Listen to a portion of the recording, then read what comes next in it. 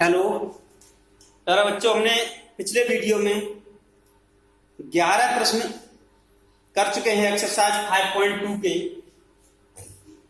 अब हम 12वें प्रश्न को सॉल्व करते हैं। ध्यान से समझेंगे। पहले मैं पढ़ता हूं प्रश्न क्या है और उसमें समझेंगे क्या दिया है, क्या पूछा गया है। देखिए, दो समांतर श्रेणियों का सार्वंतर समान है, ठीक है। यदि इनके 100वें पदों का अंतर 100 है तो इनके 1000वें पदों का अंतर क्या होगा। दो समांतर श्रेणी दी गई है तो हम दोनों के लिए प्रथम पद अलग मानेंगे, क्योंकि दोनों का सार्वंतर समान है, इसलिए सार्वंतर एक ही मानेंगे। प्रश्न संख्या है हमारी 12। माना पहली समांतर श्रेणी का प्रथम पद A1 तथा दूसरी समांतर श्रेणी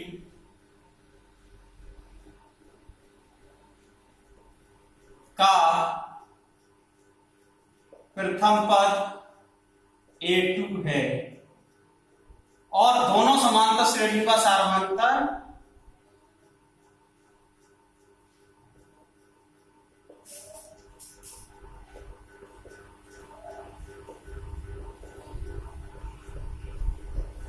श्रेणियों का सार्वंतर D है। क्या है? क्योंकि उसमें प्रश्न में हमें दिया गया है सार्वंतर समान है दोनों का। तो पहली श्रेणी का 100वां पद, पहली AP का 100वां पद क्या हो जाएगा? पहली AP का 100वां पद देखिए क्या होगा, A1 plus 100 minus 1 into D समान है तो पहली समान कितना हो गया, A1 प्लस 99D, ठीक है।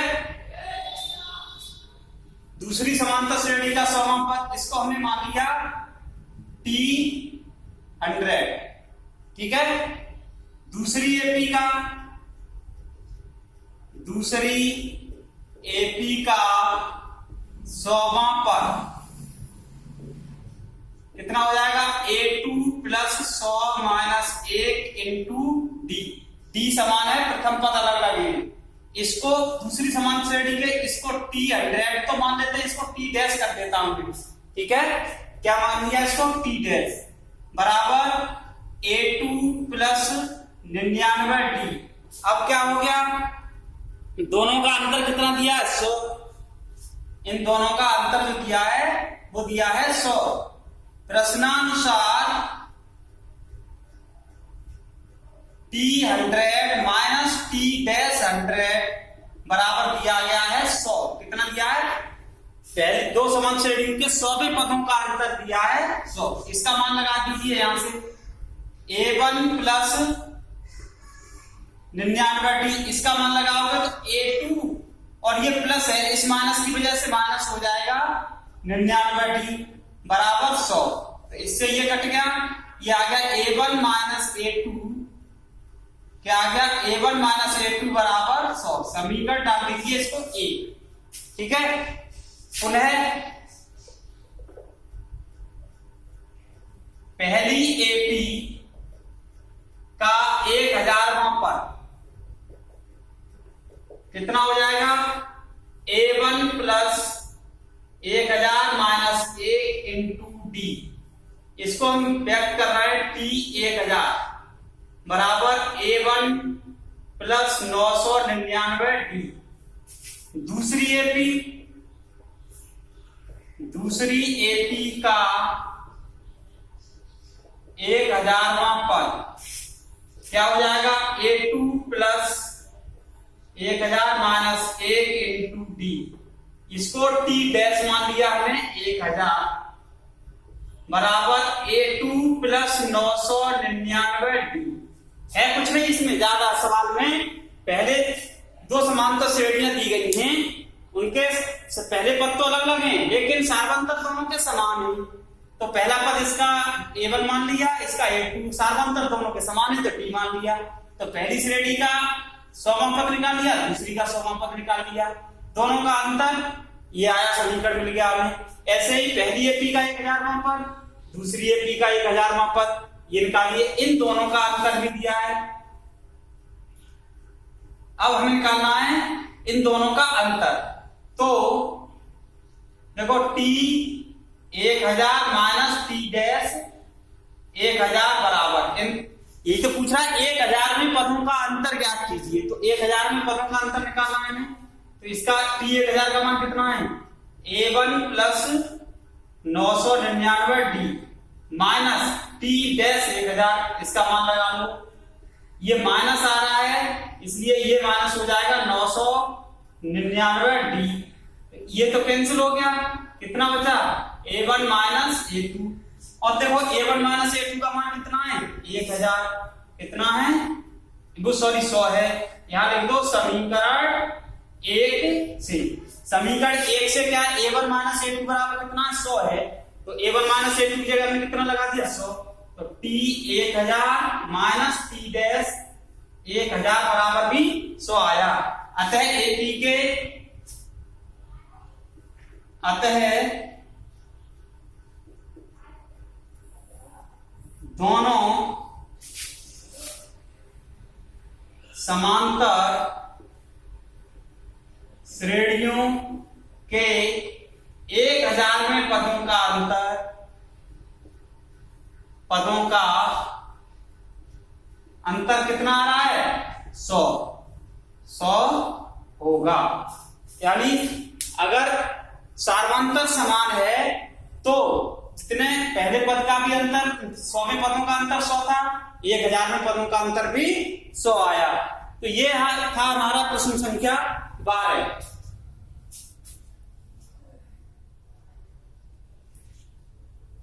प्रश्न संख्या 12, इसमें ज्यादा कुछ नहीं था। अब देखिए अगला प्रश्न करते हैं।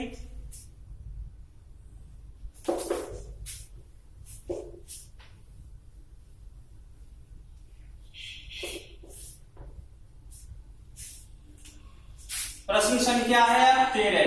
क्या दिया गया है 13वें प्रश्न में, इसको पढ़ता हूं मैं, ध्यान से सुनेंगे। 3 अंकों वाली कितनी संख्याएं 7 से विभाज्य हैं? 3 अंकों वाली कितनी संख्याएं 7 से विभाज्य हैं? तो सबसे पहले हमें करना क्या है, 3 अंकों वाली संख्याएं जो 7 से विभाज्य हैं उनकी श्रेणी बना लीजिए। ठीक है, 3 अंकों वाली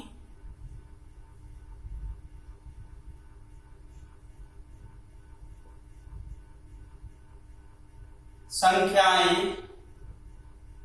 जो 7 से विभाज्य हैं निम्न होंगी। देखो अब मैं थोड़ा सा इधर समझा रहा हूं। 3 अंकों की सबसे छोटी संख्या जो होती है वो होती है 100, क्योंकि इससे छोटी संख्या जो होगी वो 99 होगी और 99 2 अंक की हो जाएगी। सबसे छोटी संख्या कितनी हो गई 100, और सबसे बड़ी संख्या कितनी होती है 999, 3 अंक की। अगर इसमें एक और जोड़ दें तो 1000 हो जाएगा और 1000 में 4 अंक होते हैं। ठीक है, अब देखो 100 तो 7 से विभाज्य है नहीं, 100 तो 7 से विभाज्य है नहीं, तो सबसे छोटी संख्या कौन सी निकलेगी 7 से विभाज्य 3 अंकों की। वो देखो 7, इसमें 100 में भाग दे दो कितने से 7 से, 7 एकम 7 बचे 30। अब इसमें कितने की कमी है यहाँ पर 5 की, तो इसमें 5 जोड़ दो, कितने 5। तो अगर 35 होता है यहाँ पे हमारा तो पूरा पूरा कट जाता नहीं कट जाता। अगर 35 होता तो ये पूरा पूरा कट जाता। तो ये आ गया सबसे छोटी संख्या क्या होगी हमारी 105। अब ये 999 भी डिवाइड नहीं हो रहा है, ये केवल मैं तुम लोगों को ऐसे ही निकालना बता रहा हूं। 999 में 7 से भाग दोगे तो ये भी पूरा पूरा नहीं कट रहा है। कितना 7 एकम 7 बचे 2 9, 7 चौक 28, 1 बचा 9, 7 दूनी 14, कितने बचे 5, यानी 5 शेष बच रहा है। अगर इसमें से हम 5 घटा दें तो ये पूरा पूरा कटेगा। तो देखो 999 में से अगर हम 5 घटाते हैं तो कितना बचेगा 994। अब 3 अंकों की ये संख्या होगी 994, ना तो 995 कट रही है 7 से, ना 996 कटेगी, ना 997 कटेगी, ना 998 कटेगी और ना 999 कटेगी। तो 994 जो होगी कौन कौन संख्या होगी, देखो पहली संख्या कहां से शुरू होगी 105 से, 105। अब इसमें 7 जोड़ते जाओ, 112, 119, क्योंकि 7 से भाज्य है तो वो सब में 7 प्लस करते जाओ, वो सब संख्याएं जुड़ती जाएंगी। अब ये हो जाएगा हमारा 994। ये अंतिम पद। अब ये श्रेणी बन गई हमारी, क्या बन गई, ये श्रेणी बन गई। देखिए जहां a बराबर कितना है 105, d बराबर कितना है 7, इसमें से घटाओ, इसमें से 7 हो गया, और l बराबर है हमारा 994, अंतिम पद। ठीक है, अंतिम पद हो गया। अब कौन सा सूत्र है बताता, l equal to a plus n minus 1 into D C. कितनी संख्या n क्या है, इस श्रेणी में पदों की संख्या को व्यक्त करता है। n क्या करता है, इस श्रेणी में पदों की संख्या को व्यक्त करता है। l का मतलब है 994 बराबर a का मतलब 105 plus n minus 1 into D का मतलब कितना है 7। 105 धर ले आओ, 994 माइनस 105 बराबर कितना हो जाएगा, ये 7n माइनस 7 का गुणा कर दिया इसमें। ठीक है, इसको घटा दो भाई, 14 में से यहां से एलसीएम दिया, 14 में से 5 गए 9 बचेंगे, यहां बचे 8 और यहां 9 में से गया 889, और ये माइनस का 7 इधर आके प्लस का हो जाएगा बराबर 7n, और 7n बराबर आ गया 9 7 16, और ये 9 और ये 896। n बराबर आ गया 896 बट्टे 7, n बराबर 7 से भाग दे दीजिए इसमें 896 में, 7 एकम 7 बचा 1, 7 दूनी 14 और 7 8 56, 7 8 56, 800 तो कितना आ गया 128 आ रहा है।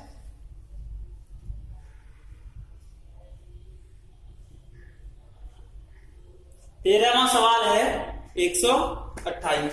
तो n का मान कितना आ गया 128। इसका मतलब क्या है, कितनी संख्या है, 3 अंकों की 7 से भाज्य होने वाली संख्या में कुल संख्या कितनी होगी 128। ये जो संख्या निकलेंगी ऐसी 994 तक कुल कितनी संख्या निकलेंगी 128। तो हम यहां लिख सकते हैं, अतः 7 से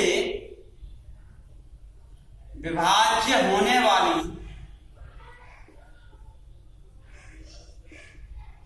3 अंकों की कुल संख्याएं कितनी होंगी 128 होंगी। कितनी होंगी 128 संख्याएं होंगी जो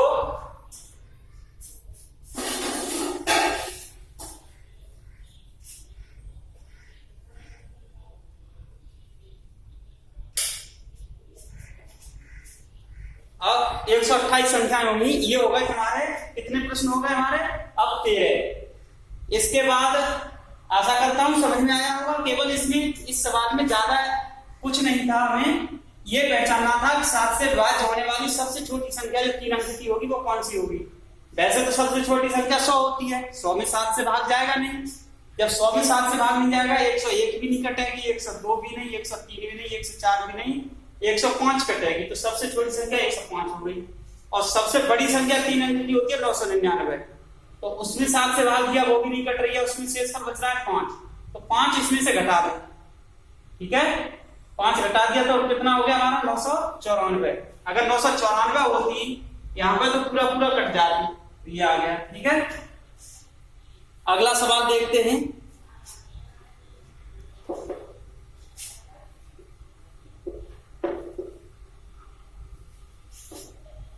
अगला प्रश्न है हमारा 14वां।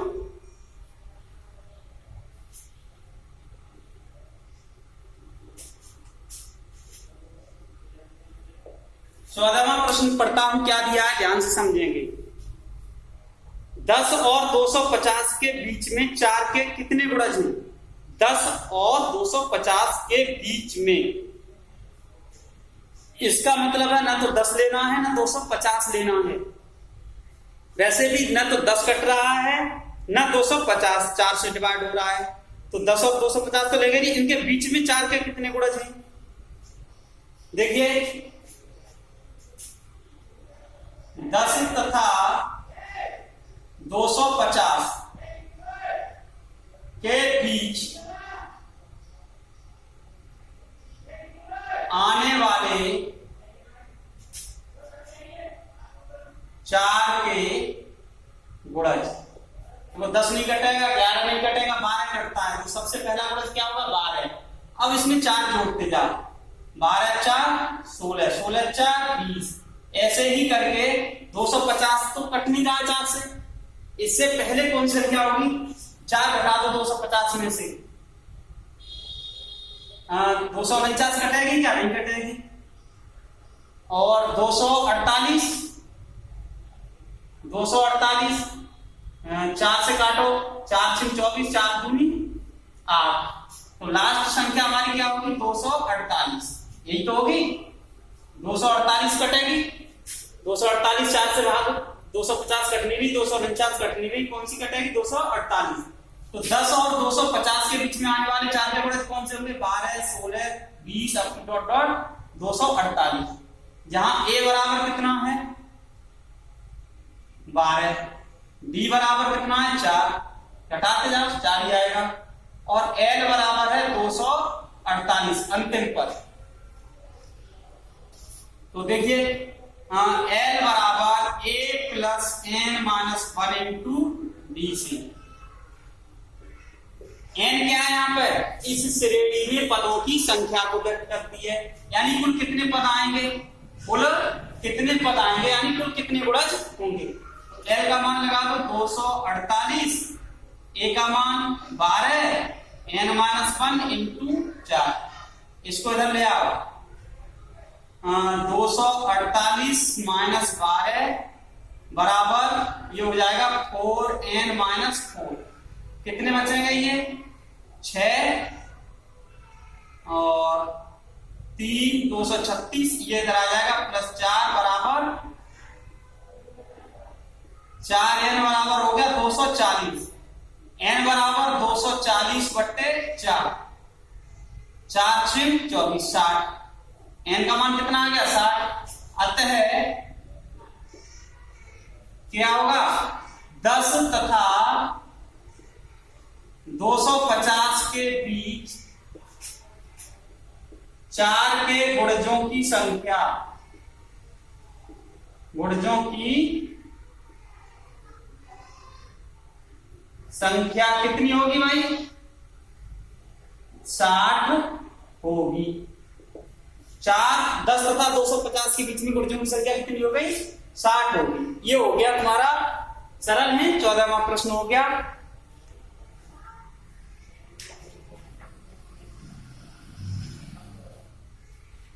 अब इसके बाद देखिए क्या आएगा।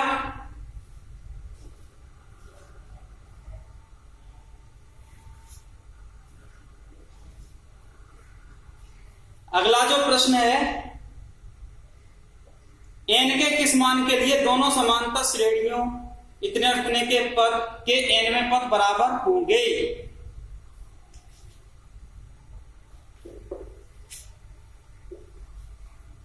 अगला जो सवाल दिया है इसको पढ़ते ही, कौन सा सवाल है हमारा?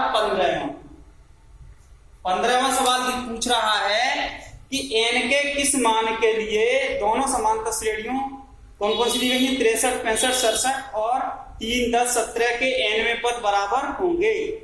देखो पहली श्रेणी का nवां पद निकाल लो और दूसरी श्रेणी का। पहली एपी क्या दी गई है हमें?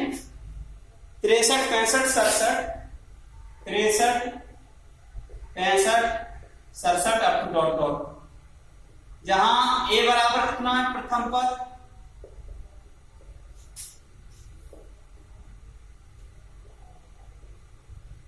पद ए बराबर है 63 और सार्वंतर कितना है भाई? डी बराबर है 2। 65 में से 63, 67 में से 65 घटाओ।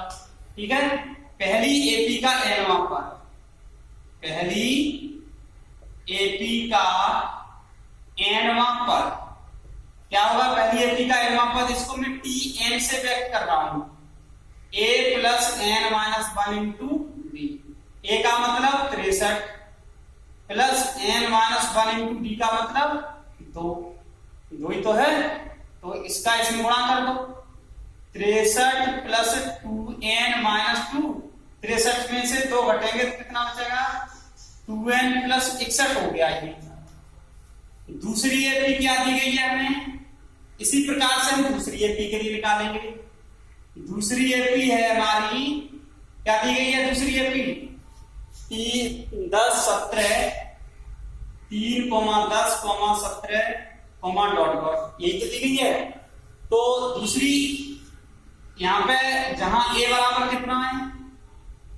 3 और डी बराबर कितना है? 10 में से 3 घटाओ 7, 17 में से 10 घटाओ 7, तो दूसरी एपी का nवां पद लिख लो। दूसरी एपी का nवां पद, दूसरी एपी का nवां पद, इसको मैंने t डैश n से व्यक्त कर दिया। t डैश n से a plus n minus 1 into D. a का मतलब तो 3 है, n माइनस 1, b कितना है? 7 है। तो देखिए 3 प्लस 7n माइनस 7 हो गया, तो ये हो गया 7n माइनस 4, माइनस के साथ प्लस के 3 है। तो दूसरी एपी का nवां पद हमसे जो पूछा गया है वो ये है कि हमें 2 श्रेणियां दी गई है, एक ये श्रेणी दी गई है और एक ये श्रेणी दी गई है। पहली श्रेणी का nवां पद दूसरी श्रेणी के nवें पद के बराबर है, तो n का मान पूछा गया है। nवें पद बराबर होंगे n के किस मान के लिए? अब हमने पहली श्रेणी का nवां पद निकाल लिया, दूसरी श्रेणी का nवां पद निकाल लिया। अब प्रश्नानुसार हमें दिया क्या है? प्रश्नानुसार tn equal to t dash n, यानी इसका nवां पद और इसका nवां पद दोनों बराबर हैं। tn कितना हमारा? 2n प्लस 61, ये है 7n माइनस 4। तो 4 को इधर भेज दो, इसको इधर भेज दो, तो देखो 4 इधर आएगा, कितना हो जाएगा?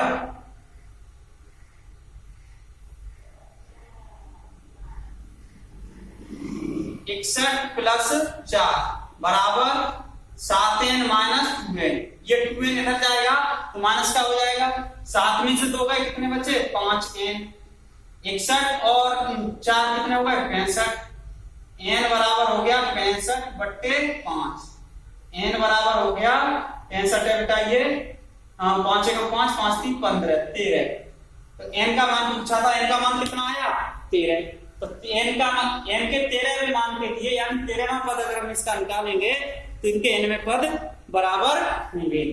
ये हो गई तुम्हारी इस प्रश्नावली के 15 सवाल पूरे हो गए। अब आगे का अगले वीडियो में बताते हैं। धन्यवाद।